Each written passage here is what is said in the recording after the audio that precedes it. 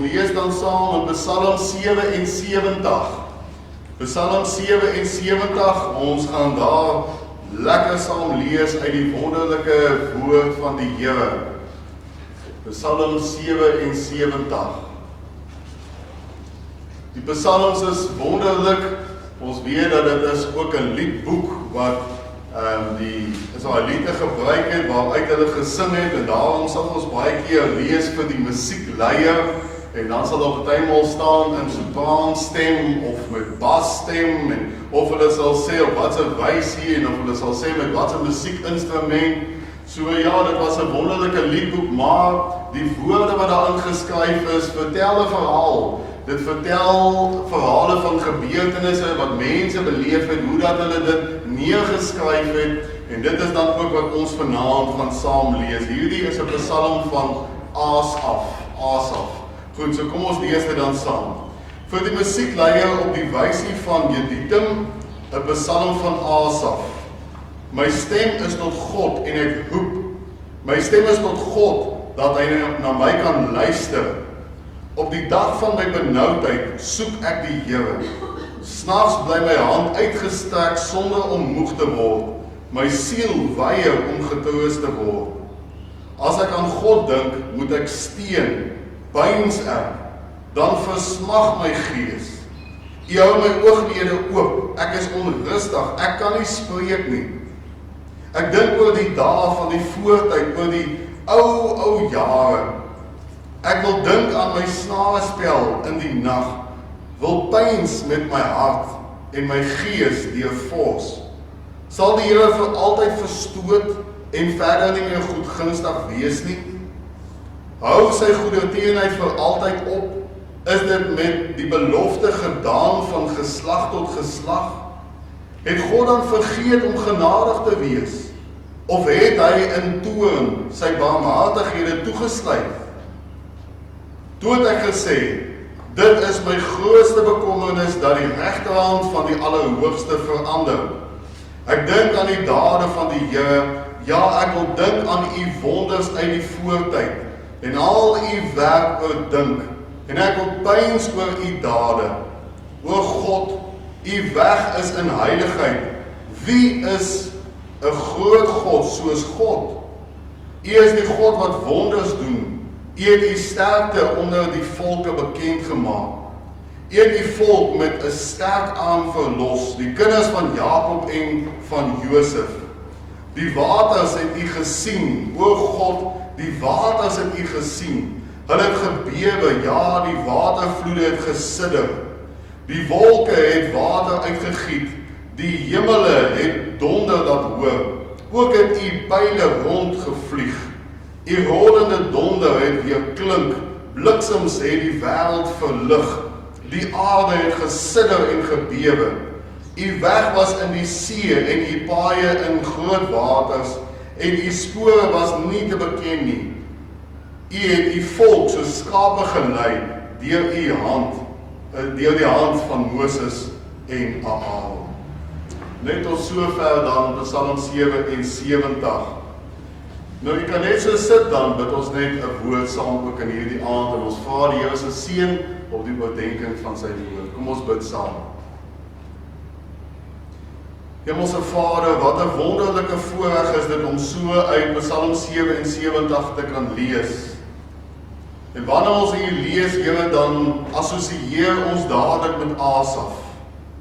Van ons wat vanaand hier saam is, van hulle wat dalk ingeskakel is hier op Facebook, van hulle wat na die tyd na die opname kyk, ons kan dadelik ons assosieer met hierdie skrif wat ons gelees het.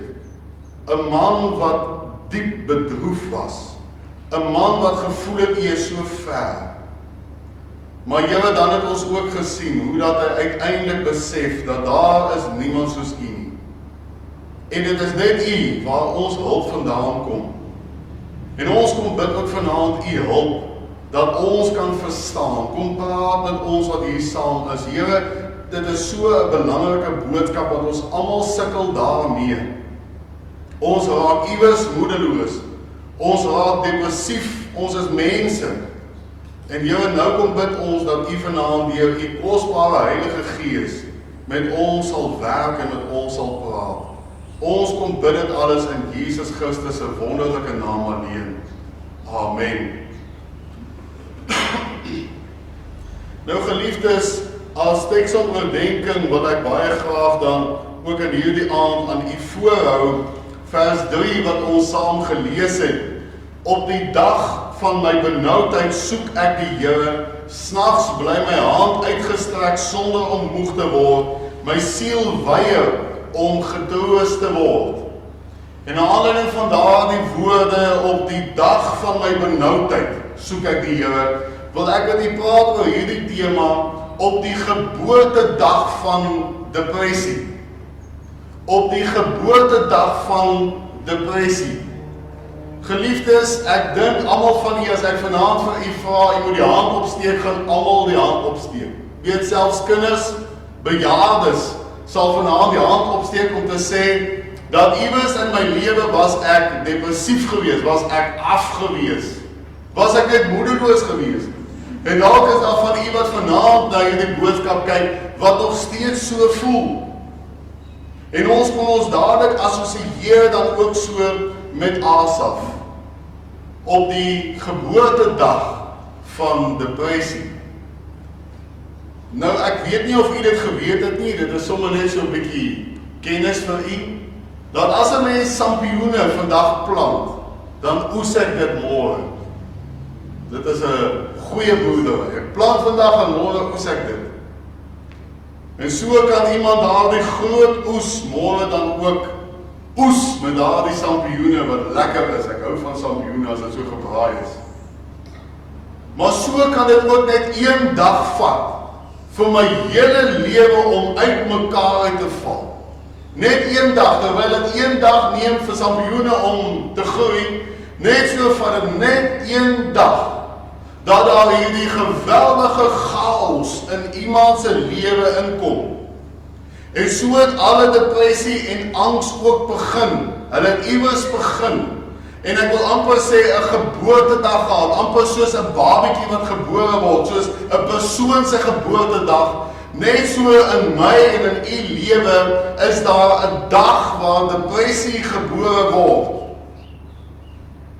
En sommige loop 'n kort tydjie daarmee. En dan word hulle verlos daarvan. En dan, na so 'n verloop van tyd, dan word daar weer depressie gebore. Daar ongelukkig word dit nie net eenmaal in my lewe gebore nie. Daar kan 'n hele paar babatjies in my leeftyd hier op aarde wees van depressie. En wanneer 'n mens 'n studie doen van al die Bybelkarakters, dan sal ek en u baie vinnig agterkom dat dit nie net ons in 2020 is wat in 'n tyd lewe waar daar baie depressiewe mense is, waar daar mense is wat in chaos is in hulle lewe nie. Nee, as ek en u gaan kyk na die Bybelkarakters, ek wil sê van Genesis reg deur die Bybel, dan gaan ek en u ons vasloop in mense wat ook depressie in hulle lewe gehad het, waar hulle ook moedeloos was, waar hulle ook geweet het nie meer watter kant toe nie. Byvoorbeeld Job. Job het baie dinge gesê, hy het onder andere gevra, hy wens hy was nooit gebore gewees nie. Ek weet nie van u nie, maar dit is iemand wat verskriklik moedeloos is. Wat sê, ag, ek wens ek was nooit eens gebore gewees nie.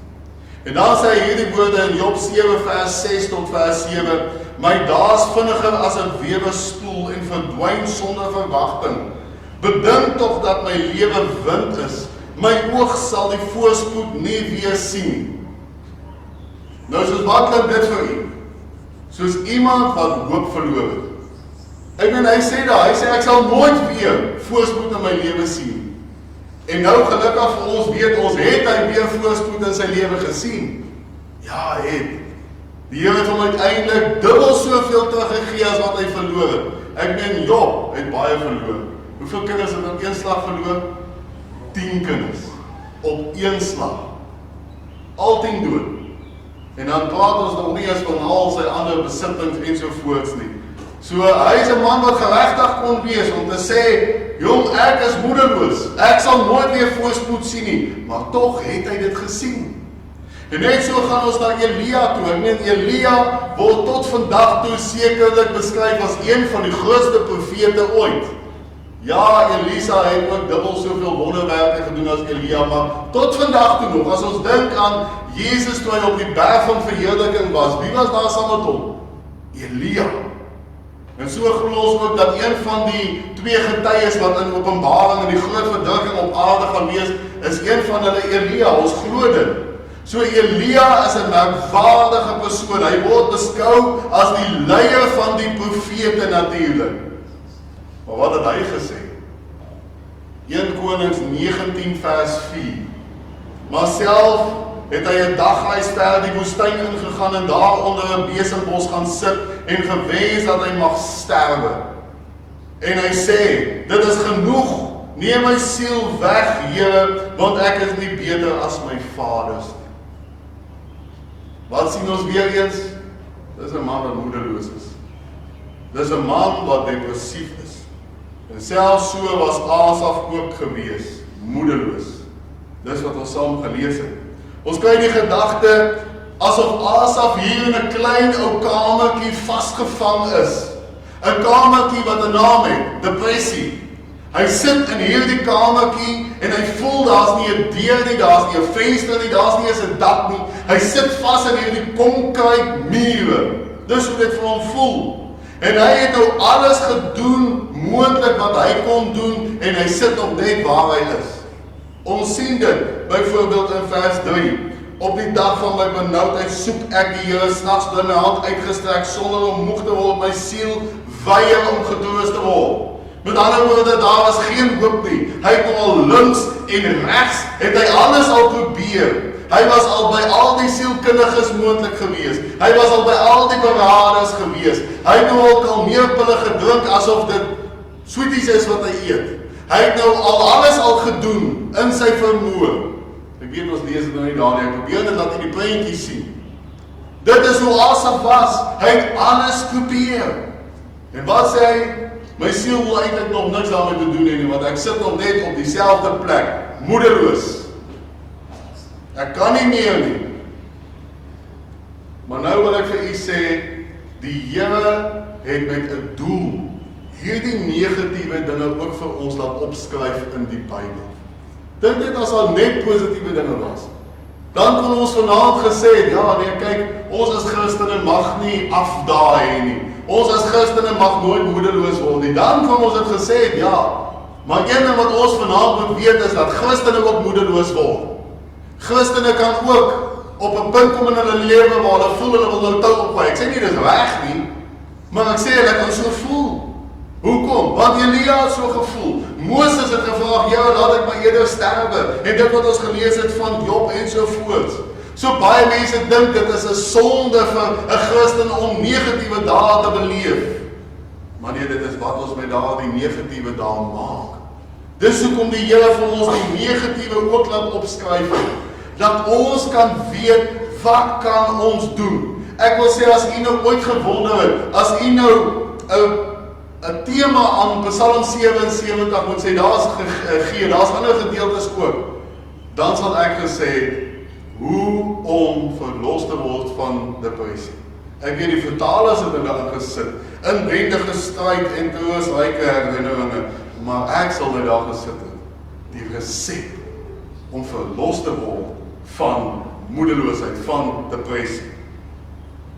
Niemand is gevrywaar van depressie en angs nie. En ek wil dit vanaand, ek noem al die dinge met 'n doel, want ek weet hoe dit voel as 'n mens depressief is. 'n Mens voel, man, wie kan nou vir my iets sê? Dis hoe ons voel. Man, daai enetjie, hy sal nooit vir my iets kan sê nie. Daai een kan niks vir my sê. Wat gaan daai sielkundige vir my sê? Wat gaan daai vir my sê? Dis hoe ons voel. Ons voel nee, want daar's geen hulp meer vir my nie. Maar ek wil vanaand vir u sê, niemand is gevrywaar van depressie en angs nie. Vanaand, soos ek en u saam is daar mense wat skatryk is, finansiëel, maar hulle sit kop onderste bo, omdat hulle depressief is. Maar nou het ek vir u goeie nuus. Die goeie nuus is dat die Here medelee het, dat die Here u wil help vanaand. Hy wat die beste sielkundige ooit is, want ek meen hy het die siel gemaak. Johannes 16 vers 20. Voorwaar, ek sê vir julle, julle sal ween en rou bedryf, maar die wêreld sal bly wees en julle sal bedroef wees, maar julle droefheid sal in blydskap verander.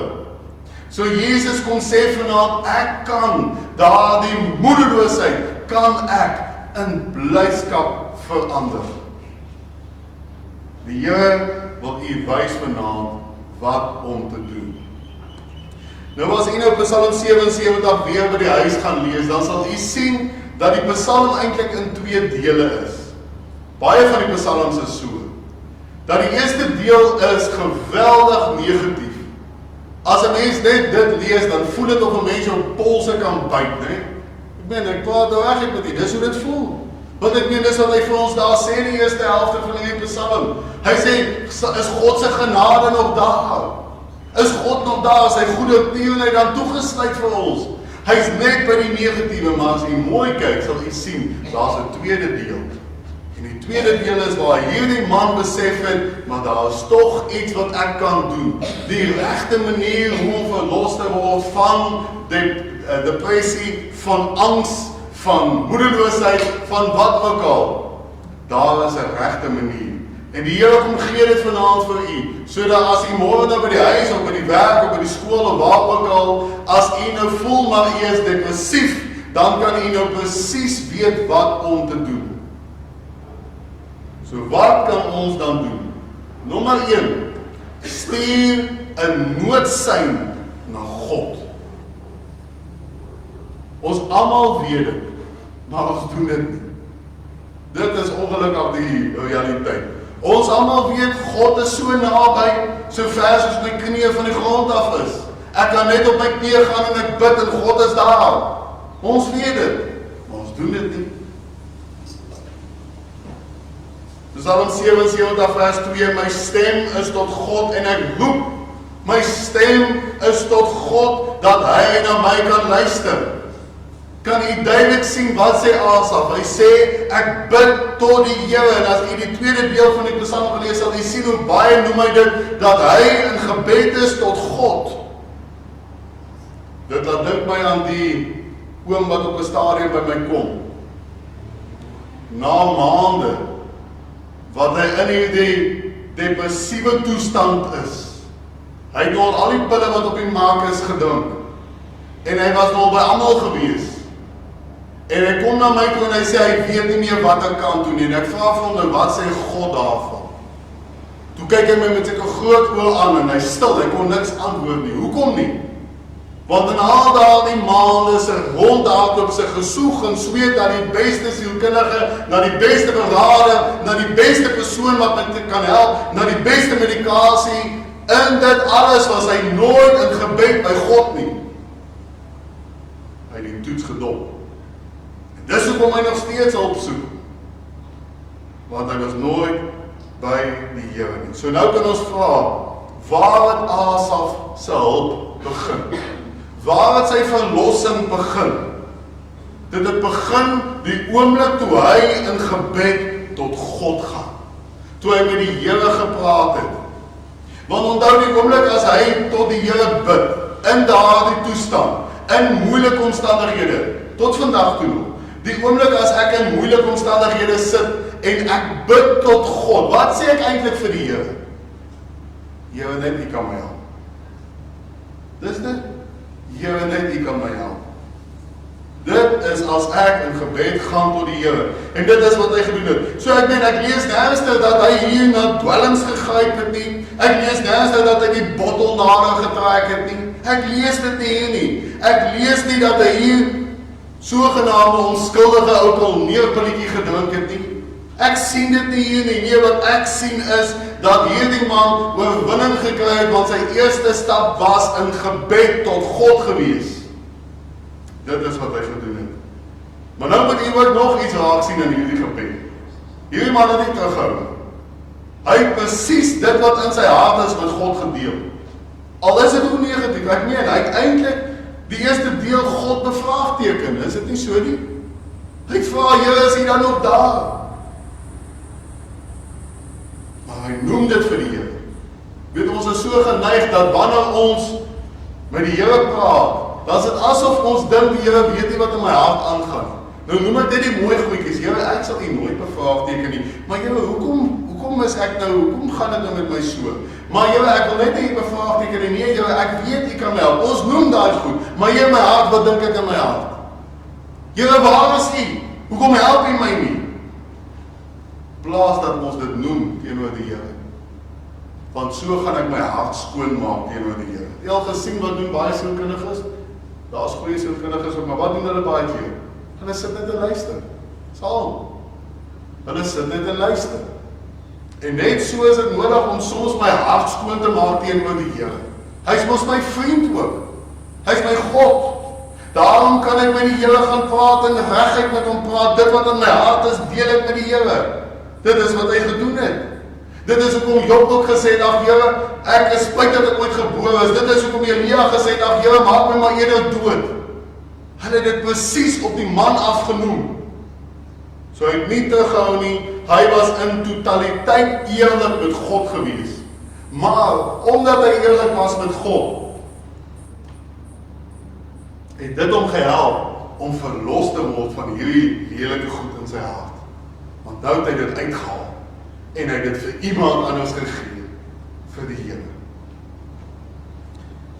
Weet jy wat doen 'n mens gewoonlik wanneer 'n mens nou in 2020 depressief is? Wat doen 'n mens gewoonlik? Sit sy met 'n glimlag. En as iemand my vra, hoe gaan dit? Nee, goed voor die wind, man, het gaan goed. Sit ek hier met daai glimlag, né? Ja, dit is wat ons doen. Soos die man wat vir die hele wêreld gewys het hoe gelukkig hy is. Dink nou aan 'n sekere akteur. Al sy films wat hy gespeel het. Hoe dat hy, ek wil sê, mense vermaak het. En wat doen dit op die einde van die dag? Hy neem sy eie lewe. Want hier agter die glimlag was dit nie so mooi gewees nie. Plaas hy met die Here gepraat het. Plaas hy reguit met die Here gepraat het, gesê, Here, ek voel nou af. Here, ek voel ek kan nie meer nie. Praat reguit met die Here. Jy moet weet, ons kan niks vir die Here wegsteek nie. Hy sien daai moedeloosheid agter die glimlag. Hy sien daar die lelike dinge in my hart agter daar die mooi glimlag. Hy weet van daar die negatiewe gevoelens. En nou is vanaand wat ek vir u die les gee uit die hart van God uit, deel dit met hom. Deel dit met hom. Want sodra jy dit met die Here gaan deel, hy luister vanaand, dan gaan daai dinge uit u hart uitkom. Psalm 34 vers 18 sê, hulle roep en die Here hoor, en hy red hulle uit al hul benoudhede. So ek sê weer, praat reguit met die Here. Moenie doekies omdraai nie. Hy is die beste sielkundige, ek sê weer, die beste sielkundige. Hoekom? Want hy het die siel gemaak. Hy ken ons. So praat met die Here. Dis baie belangrik om met die Here te praat. Dis nou, soos die man en vrou wat my skakel, hulle het huweliksprobleme, hele klompie jare terug, en ek kom by hierdie man en vrou in die aand. Dit was seker so 6, 7 uur die aand gewees, en ons sit sommer daar by die eettafel. Ek sit in die middel, so lang eettafel, ek sit nie in die middel, die man sit daar en die vrou sit daar, die kinders hou hulle self besig daar in die kamer. En nou praat die vrou en dan praat die man, en praat die vrou en dan praat die man, en praat die vrou, so dit aangegaan, seker tot 9 uur daai aand. Ek kan nie 'n woord doen. En toe hier so 9 uur daai aand of so 'n bietjie later toe, ek nou sien hulle raak nou so 'n bietjie stil, toe sê ek vir hulle, jong, kom ek doen 'n gebed. En ek het net 'n gebed gedoen, ek het niks vir hulle daardie aand gesê. Ek het dalk op 'n stadium gevoel, nee, ek weet nie of daar nog hoop is in hierdie verhouding. Hulle gooi mekaar met klippe, met die woorde. En ek doen net 'n gebed, ek draal op aan die Here en ek groet hulle en ek is daar weg. En die volgende dag toe bel die man my. Baie dankie vir gisteraand. Dit gaan sommer baie beter vanoggend ensovoorts. Ek verstaan dit nie. Ek verstaan dit nie. En weet jy, daardie twee het al hulle probleme uitgesorteer daardie aand. Hoekom? Want hulle het net gepraat. Hulle het net daai goed wat in hulle hart is gedeel. Hulle het dit nooit gedoen. Want wat gebeur gewoonlik? En dan stap jy in die deur toe en sê, moenie met my praat nie, en dit is hoe dit bly. Maar daar die aand, toe hulle skeidsregter, en hierdie ene, hy kyk dit, laat hulle nou net hulle goed uitpraat, en sodra hy goed uit hulle hart uit was daar sommer weer iets niet gewees, liefde, ensovoorts. So was so dat die volgende dag my skakel en sê, baie dankie vir dit wat ek vir hulle gesê het. Ek het niks gesê, net 'n gebed gedoen. Maar hulle het dit gedeel, en net so, vanaand, as u dit met God deel, dan kom daar die dinge uit. Maar dan die tweede gedagte, verander u gedagtes. Nou ja, dis nou 'n moeilike perdel op te saal daar nie. Verander u gedagtes, maar dit is moontlik. Vers 4 sê, as ek aan God dink, moet ek steen, pyns ek, dan versmag my gees. Nou wat het Asaf gedoen? Hy sê nou daar, as ek aan God dink, en ek het nou vir u gesê, ons die twee dele van die Psalm, die eerste deel baie negatief, want dit is wat hy daar sê, moet ek steen, pyns ek, en dan versmag my gees, maar dis nie waar dit stop nie. Daar's nog iets wat verder gaan, en dit is, hy dink aan die wonderwerke wat die Here in sy verlede al gedoen het. Dis waaraan hy dink. So hy dink nie net aan God nie, hy dink nie net aan die mooi van die Here nie, hy dink ook aan die wonderwerke wat die Here al reeds gedoen het in sy lewe. Want wat gaan dit dan nou vir ons sê? Dit gaan vir ons sê dat as die Here my 10 jaar terug uit daardie geweldige depressie kon uithelp, dan kan die Here ons my vanaand ook uit daardie depressie uithelp. As die Here my verlos het van daardie diep gat waarin ek was, sê 20 jaar terug, en ek dink daaraan hoe die Here my daar uitgehelp het, dan kan die Here ons vanaand my ook uit daardie gat uithaal, al is hy nog dieper. En dit is wat Asaf gedoen het, want kyk wat sê hy verder, in vers 12, ek dink aan die dade van die Here, ja, ek wil dink aan u wonders uit die voortyd. Met ander woorde, dit wat die Here al vir hom gedoen het. Dis baie belangrik om 'n mens se gedagtes op God te fokus, en ek wil daarmee saam sê, op die positiewe. Ek is nou nie iemand wat sê, ja, ons moet nou net positiewe dinge spreek en daar nie, ek sê nie dit nie, ek sê, dink aan die positiewe dinge wat die Here doen. Gaan lees die Bybel, ons het dit saam gesing, elke belofte in die boek is myn. Gaan lees wat 'n wonderlike beloftes daar is vir u vanaand. En dit gaan maak dat u 'n ander prentjie sien, want ongelukkig as 'n mens depressief is, wat sien 'n mens? Net die vaal, die donkerte, dis al wat 'n mens sien. Maar as ek my gedagtes gaan fokus en as ek dink aan hoe die Here my al gehelp het en ek dink aan dit wat die Here kan doen, ek dink aan die hemel waar die Here is, ek begin daardie gedagtes in my kop sit, wat gebeur dan? Dan begin daar lig deurbreek in hierdie vaal, in hierdie donkerte. En dis baie belangrik. Jy weet, dit laat dink my aan die twee persone, een dalk al die verhaal gehoor, maar dit het my so aangegryp destyds, van die twee persone wat daar in 'n hospitaal gelê, in 'n saaltjie, net twee manne. Die een die kant, die ander aan daai kant. En so was daar net een venster gewees in hierdie saal. En hierdie een man, hy was daar vir 'n groot operasie in sy bene, hy kon nie geloop het nie, die ander een kon geloop het. En dan het hierdie ene was geweldig depressief gewees, wat daar gelê. Hy het sommer dit hardop genoem, ag, waar is die Here, waar is my mense, niemand kon na my toe nie, ag, ek is eintlik maar net stof, en so, dis wat hy die hele dag daar lê en sê in sy bed. En op 'n stadium toe staan hierdie ander man op wat kan loop, en hy loop daar na die venster toe en hy staan daar. En hierdie ander man vra vir hom, so wat sien jy nou daar op die venster? Hy sê ook maar niks nie. Sy nee, weet jy, dit is so mooi, dis pragtig. Ek sien hierdie pragtige, lowe groen bome. Wag, daar kom sit 'n voeltjie daar in een boom. Dit is 'n voeltjie met die mooiste kleure. Die kleure van die reënboog. Die mooiste voeltjie wat ek nog in my lewe gesien het. En daar gaan spruiers aan, dit spruit daar op die gras. Dis wonderlik. En daar loop 'n paartjie wat verlief is. Hulle loop hand aan hand en daar loop hulle en hy skets hierdie dinge. En hierdie man, na 'n paar dae wat hy dit elke dag hoor, hierdie man het daaraan uitgesien om ook op te staan, om daar by die venster te kom staan, want hy sê, ek wil ook so graag dit beleef. En na verloop van 'n paar dae, 'n paar weke, toe is hierdie ander man wel huis toe en hierdie man het toe nou, hulle het hom toe nou weer gehelp dat hy weer kan loop ensovoorts en die oomblik toe hy nou self kon loop na hierdie venster toe. Kom hy by hierdie venster, wat sien hy toe? Niks.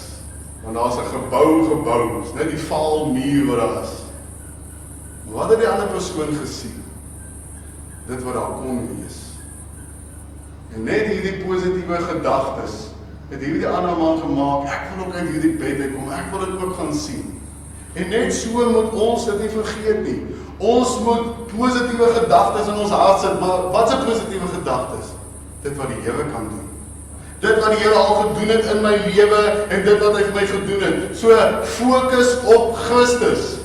En nou wil ek vanaand vir julle sê waarop u kan fokus. Moenie altyd net fokus op dit wat in die verlede gebeur het, hoe die Here u daar uitgehelp het, soos Asaf nie, want daar's vanaand vir ons as kinders van die Here iets waarna ons kan uitsien. Wat is dit? Die hemel. Die nuwe aarde, die stad Jerusalem wat op hierdie nuwe aarde gaan wees. Ek meen, stel jouself voor dat vanaand is die Here Jesus nog besig om 'n plekkie te maak daar vir u. Dis hoekom hy nog nie gekom het nie, want hy het gesê, wanneer dit voltooi is, sal hy kom. Hy maak vanaand op plek, en jy kan nou gaan lees hoe dit lyk daar. Ek meen, strate van goud. Daar's poorte, deure van parels. Edelgesteentes, dit wat so kosbaar is vir ons hierso. Goud en platinum en rubyn en al daardie. Dit word as boumateriaal gebruik daar. Dis hoe mooi daardie plek gaan wees. 'n Plek waar daar geen siekte meer is nie, geen dood nie, geen hartseer meer nie. Dink aan daardie plek. En so wil die Here hê, jy moet dit dink. Hy sê in Kolossense 3 vers 2, bedink die dinge wat daar bo is, nie wat op die aarde is nie. Want die probleem is, ons fokus op wat, wanneer ons depressief is. Ons fokus op die nou. Dit is waar die probleem kom. Waar gaan ek nou einde van die maand my geld kry om inkopies te doen?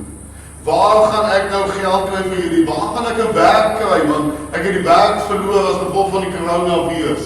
En nou gaan dit al verder. Die mense neem nie nou ander mense, hulle neem nie nou in diens nie, want as gevolg van die coronavirus. So gaan hierdie lys aan. Dis al waarop ons fokus. Dit is asof ek daar die oogklappe aan het. Dit is waarna mens dink. Maar dit behoort nie so te wees nie. Ek weet, ek lees wat 'n baie bekende beraader in Amerika sê, hy is 'n man wat links en regs net mense beraad. Dit is 'n man met die naam van Chip Ingham. Nou hy sê, die raad wat hy vir mense gee is, as mense na hom toe kom en hulle sê hulle is depressief, dan sê hy vir hulle, wanneer jy so voel dat jy wil eintlik jou eie lewe neem, jy voel jy kan weet nie meer wat jy kan doen nie, dan vat jy onmiddellik 'n stukkie papier en jy skryf met 'n pen op hierdie papier dit wat jy nou nog het in die lewe. Jy kan asemhaal, jou hart klop nog, jou longe kan nog funksioneer, jou niere kan nog funksioneer, jy het nog kindertjies, jy het nog kleinkinders, maak daai lys en dan skryf jy in hakies. Daar's mense wat nou op 'n longmasjien is. Daar's mense wat nou sukkel om kinders te kry. Hulle kan nie kinders kry nie. Ek het al kinders. Daar's mense wat graag wil kleinkinders kry, maar hulle kinders kan nie kinders kry nie ensovoorts. En dan wanneer ek daardie lysie maak, dan besef ek, die Here is nog besig met my. En ek moet ook neerskryf 5 mense wat ek weet wat lief is vir my. Skryf ek hulle name daar neer. En hy sê dat volgens sy studies almal wat dit werklik doen, as hulle halfpad geskryf het, skeur die papier op, dan sal hulle weer reg. Dan sien hulle weer kans vir 'n paar dae. Hoekom? Want hulle besef, die Here is nog besig om te werk met my. Want dan breek daai lig deur hierdie donkerte. Romeine 12 vers 2, en word nie aan hierdie wêreld gelykvormig nie, maar word verander deur die vernuwing van julle gemoed, sodat julle kan beproef wat die goeie en welgevallige en volmaakte wil van God is. Wat is dit? Die vernuwing van julle gemoed, gedagtes. Dis dit? Deur die vernuwing van julle gedagtes. En nou mag u vanaand vra, maar hoe gaan ek nou my gedagtes vernuwe? Ek wil nou vandaag die berader sê van skryf op 'n papiertjie en so voort, maar ons is ook nie altyd lus om dit te doen. So, hoe gaan ek my gedagtes vernuwe? Ek gaan vir u 'n voorbeeld gee daarvan. Daar was op 'n stadium 'n oom, want ek ken hom nog steeds, maar die oom kom na my toe en hy vertel vir my dat hy geweldig depressief is. Hy drink so 'n handvol pille en dit help nie eers nie. Hy was al by inligtings gewees en as hy net aan sekere dinge dink, dan begin hy so te bewe. Hy is eintlik al 'n lost case. Dis hoe hy voel. Hy was al by alles, hy het alles al probeer. En toe vertel hy vir my dat die ergste van alles is elke oggend dan word hy wakker. Hier 2 uur, 3 uur die oggend dan word hy wakker. En dan is hierdie dinge geweldig op hom. Geweldig op hom. Dan weet hy nie wat hy kan doen nie. Hy voel regtig as hy nie iets het om sy pols te styg nie, sal hy sommer afbyt. Dis hoe hy voel.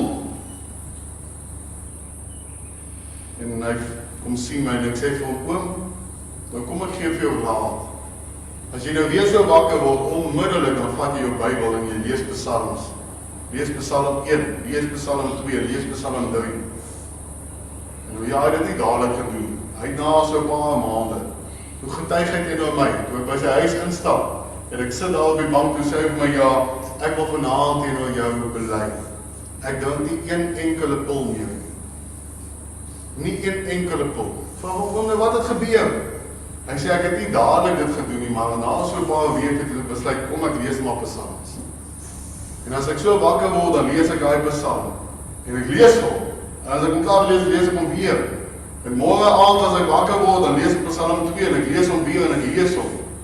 En hy sê, naderhand, toe ek besef, want my probleme is niks. In vergelyking met dit waardeur van hierdie psalmdigters gegaan het. Dis niks. Die Here het hom kom verlos deur sy woord. Want wat het uiteindelik gebeur? Sy gedagtes het verander. Die Here het vir hom nuwe gedagtes gegee. Maar dan is daar nog 'n stap. Dis die laaste stap wat ek vanaand vir u doen. Dit wat Asaf ook gedoen het. Verheerlik God. Met ander woorde, wees diensbaar teenoor die Here. Verheerlik God. Vers 15 sê, U is die God wat wonders doen. U het U sterkte onder die volke bekend gemaak. Wat doen hy? Hy loof God. Hy maak God se naam groot. Hy verheerlik die Here. Asaf verheerlik die Here deur te getuig. Hy getuig hoe groot God is. Hy getuig hoe sterk God is. Dit is wat hy doen. Hy maak God se naam groot. Kyk hoe verheerlik hy God deur 'n wonderlike getuienis. Kom ek neem u na vers 20 en 22 toe. Kyk nou wat sê hy van die Here. Onthou dis 'n man wat in 'n depressiewe toestand sit. En nou gaan hy oor hy verheerlik God. In vers 20 sê hy, U weg was in die see en U paaie in groot waters en die spore was nie te beken nie. U het die volk so skape gelei deur die hand van Moses en Aaron. So waarom dink hy? Hy dink aan die verlossing uit Egipte, hoe dat die Here die Rooi See oopgekloof het, hoe dat hulle droogvoets daar deurgeloop het. As God dit kan doen, dan kan hy my mos verlos. En nou maak hy God se naam groot en hy sê, Here, U is die enigste God wat dit nog ooit kon gedoen het. Hy maak die Here se naam groot. En die oomblik, toe hy God loof, toe hy hom verheerlik, toe hy getuig, want ek net dit daardie getuienis is vir my en vir jou opgeskryf. So hy was ook diensbaar teenoor die Here. Die Here het hom gesê, maar skryf dit neer. En hy het dit ook neergeskryf, hy was diensbaar. En omdat hy diensbaar was en verheerlik en so voort, wat het toe gebeur? Sy bekommernisse het weggesmelt soos sneeu daar in die woestyn. Sy bekommernisse het verdwyn, omdat hy besig was om God te loof. Daar's 'n vrou, Catherine Green McCreight van Amerika, wat 'n artikel geskryf het wat ek gelees het en hoe dat sy verlos is van jare se depressie. Sy was letterlik 20 jaar depressief gewees. En iemand vra, hoe is jy verlos daarvan na 20 jaar? En sy skryf toe dan, sy sê ja, ek het weer begin om kerk toe te gaan. Ek het weer begin om betrokke te raak. Ek het daar die Sondag na die dominee toe gegaan om te sê, dominee, jy ken my nie, ek het groot geword in hierdie kerk, maar ek was vir die afgelope 20 jaar nie hier gewees nie. Maar ek is vandag hier kom meld aan. En ek wil baie graag diensbaar wees, en hierdie dominee het al gebruik tot 'n getuie, en sy het getuig, en sy het uitgegaan, en sy traktaatjies gaan uitdeel, en so voort, sy was betrokke gewees in diens van die Here, sy het nie 'n diens gemis nie, sy het nie 'n Bybelstudie gemis nie. En toe sy weer agterkom, kom sy agter, maar sy het nie meer nodig om hierdie pille te doen. Sy het nie meer nodig vir enigiets anders nie, sy het nie meer eens daai spanning wat sy gehad het nie. Toe kom sy agter, maar die Here het haar verlos. Sy het amper nie eens agtergekom. Dis hoe die Here gewerk het. Want sy was so besig met die dinge van die Here, dat al hierdie ander dinge weggeneem is van die Here. Dink nou aan 'n braaivleisvuur. As ek nou dit kan beskryf wat met daai vrou gebeur, dink aan 'n braaivleisvuur. Het elke iemand gebeur met daai een koeltjie wat die een kant val. Hy lê daar. Net 'n paar sekondes, dan sien ons hy nie meer so mooi nie. Hy raak nou net die kleur van die kool. Net so wit. En dan kort voor lank, dan kan ek hom uithaal daar met my hand, dan sê hy, dis dood. Dis nie meer warm. Maar met dieselfde kole, sy maatjies wat hier by mekaar lê, hulle gloei nog. Hulle is nog warm, maar kan hulle nie so vat nie. So wat het gebeur? Daai kooltjie wat daar een kant lê, het gou uitgedoof. En hierdie vrou, sy was daai kooltjie, 20 jaar depressief gewees. En genadiglik het die Here haar weer kom bykrap by hierdie ander kole. En hierdie ander kole het haar weer brand gemaak. En toe het sy weer gegloei vir die Here. So dit is om diensbaar te wees vir die Here. Ek meen, wat het Paulus en Silas gedoen? As u nou daar in Handelinge 16 gaan lees, dan sal u sien dat Paulus en Silas, daar's valse getuienis teen hulle gebring, en hulle word stikkend geslaan, hulle word gegryp, hulle word daar in 'n tronksel gegooi. Ek meen, hulle tronke was nie ons tronke vandag nie. Daar was nie vensters of dit was daar ondergrond gewees. Dit is waar die riool van die dorpe deurgeloop het. Hulle het nie eens baie daar kos gekry nie. Hulle was daar, wat wil sê, as die slegste van die slegste behandel. En hulle word in hierdie tronksel gegooi. Daar sit hulle, stikkend geslaan, hulle het seer. Hulle as twee manne van God. Ek meen, hulle het gaan getuig van die Here se werk en hier word hulle toegesluit. En hulle sit in hierdie, ek wil sê, vuil tronk. Waar nie geweet het of hulle môre 'n bord kos gaan kry. En wat doen hulle in daai tronk? Handelinge 16 vers 25. En omtrent middernag het Paulus en Silas gebid. Onthou jy ons eerste gedagte? Het hulle gebid en lofliedere tot eer van God gesing. En die gevangenes het na hulle geluister. Lofliedere. Hulle het nie daar gesing. Ek weet nie eens wat sy liedjie nie, maar hulle het nie daar gesing, die Here is nie meer lief vir my nie, en ek voel ek gaan vergaan nie. Hulle het nie daai lied gesing nie. Wat het hulle gesing? Ek dink as hulle vandag in die tronk gesit het en hulle het nou daai liedjie gehad. Halleluja, 4, 4, 4. Ek wonder wie weet, wat is Halleluja liedjie tempel 4? Sê, wat 'n vriend het ons in Jesus. Het jy al gekyk na die woorde?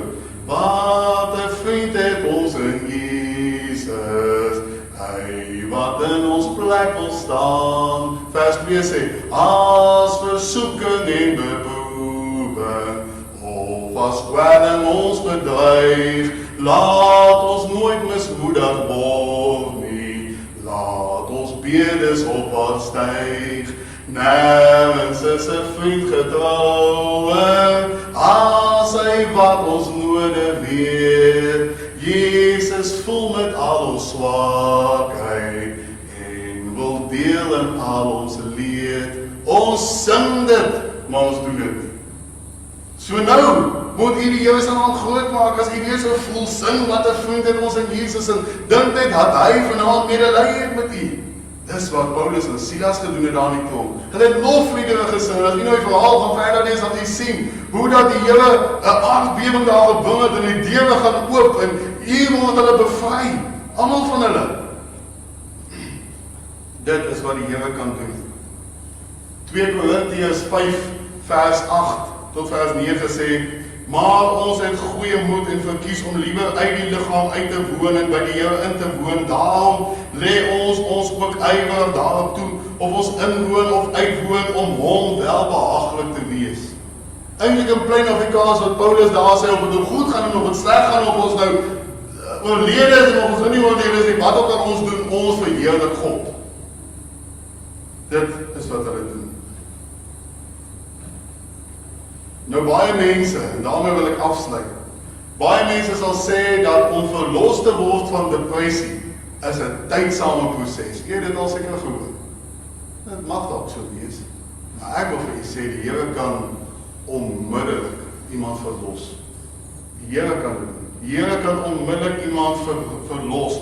En hy staan ook vanaand gereed om mense te verlos van erge depressie en moedeloosheid. Dieselfde Jesus wat blindes weer kon laat sien. Onthou jy vanoggend se boodskap? Hoe dat daar 'n jong man was, hy was dood, hy word in 'n kist gedra na 'n begraafplaas waar die Here kom spreek 'n woord. En hierdie man word lewendig. Dis wat die Here kan doen. Nou ek weet nie van u nie, as hy dit kan doen, dan kan hy mense verlos van depressie ook. Dis wat hy kan doen. So nou sit u vanaand hier en u sit dan met depressie. En dalk voel u nou so 'n bietjie ongemaklik oor die boodskap, want u besef, maar jong, ek is skuldig daaraan. Moenie skuldig voel nie. Sien dit as die hart van God, wat vanaand sê, ek wil jou vanaand losmaak daarvan. So gaan huis toe, en gaan bid tot die Here. Gaan wees eerlik en reguit met die Here. Gaan bid. En dan moet u ook dink aan dit wat die Here vir u al gedoen het. En dit wat hy nog vir u kan doen. Men hy is vanaand besig om nog 'n plekkie vir u te maak. En hy kan u, ek wil sê, die beste gee. Hy kan dit. So kom vanaand met al u probleme, al u sorge na die Here toe. Hy kan u verlos. Amen. Kom ons bid net saam. Hemelse Vader, Here, u ken ons harte so goed. U ken elke ene wat ook vanaand hier is, en wat ook saam ingeskakel is op die boodskap, hulle wat ook na die tyd kyk. En Here, u wat ons harte ken, weet ook, dat daar vanaand mense is hier wat in 'n staat van depressie sit, wat moedeloos is. En ek kom bid, Here, dat hierdie boodskap nie net hier sal agterbly nie, maar dat hierdie boodskap deur u uitgedra sal word tot in hulle huise. En Here, dat u vanaand ook iemand sal kom help. Ons sien uit na 'n wonderlike werk wat u gaan doen in mense se harte wat vanaand smag om verlos te word van daardie depressie. Ons weet u kan dit vanaand in 'n oomblik doen. En ons kom bid, Here, dat u ook dit vanaand so sal doen. Terwyl u met ons gepraat het oor hierdie boodskap, Here, dat u nie by enige iemand vanaand sal verbygaan nie, maar dat u vanaand iemand, dalk van dae, van weke, dalk maande, dalk jare, se depressie sal kom verlos. Ons vertrou u daarvoor, in Jesus se wonderlike naam bid ons dit. Amen. Baie dankie geliefdes, dat ons so ons saam